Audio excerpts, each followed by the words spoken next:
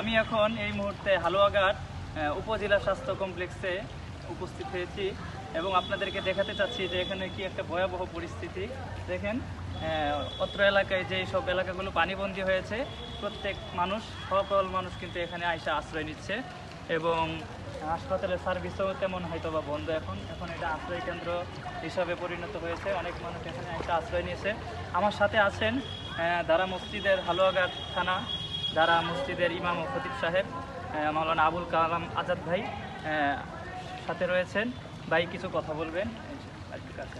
আসসালামু আলাইকুম রহমতুল্লাহ। আমার বাড়ি হালুয়াঘাট উপজেলা ৮ নং নড়াইল ইউনিয়নে।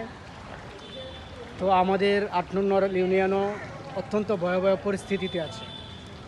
আমি পাশাপাশি আমাদের হালুয়াঘাট একটু শহর লেভেলে আসছি একটু দেখার জন্য। সর্বপ্রথম আমি আসছি আমাদের উপজেলা স্বাস্থ্য কমপ্লেক্সে।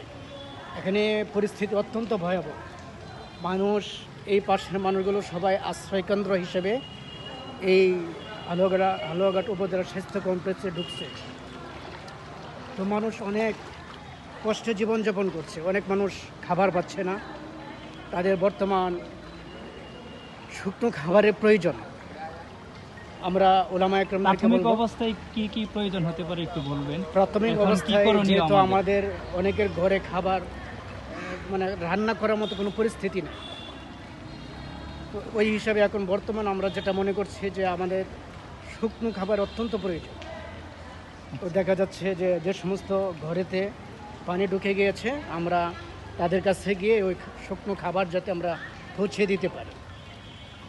তো আমরা ওলামা একরাম যারা আছি, আমরা যদি যারা ত্রাণ দিতে চাই, আমরা হালুয়াঘাট উপজেলাতে আমরা আসি। এখানে অনেক মসজিদের ইমাম সাহেবগণ আছেন, তাদের সাথে আমরা যোগাযোগ করে যে সমস্ত জায়গাগুলো, যে সমস্ত মানুষগুলো আশ্রয় নিতে পারছে না, কিছু জায়গা আছে ওইগুলোর মধ্যে মানুষগুলোকে উদ্ধার করতে হবে।